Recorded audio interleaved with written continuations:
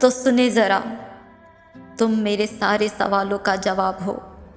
अब तुम्हें क्या जवाब दें? जो खुद ही एक गुलाब है, अब उसे क्या गुलाब दें? तुम्हारा आना मेरी ज़िंदगी में गुलाब की तरह हुआ। तुम्हारे एक एहसास ने मेरी पूरी ज़िंदगी महका दी है।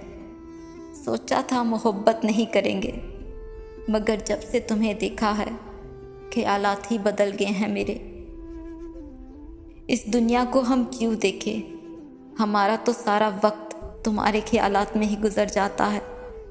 इस दुनिया में कितने चेहरे हैं, लेकिन हमें तो बस एक ही चेहरा नज़र आता है। पाना और खोना तो किस्मत का खेल है, लेकिन तुम्हें चाहते रहना वो तो मेरे बस में है ना। Thanks for watching my video. Please do subscribe my channel.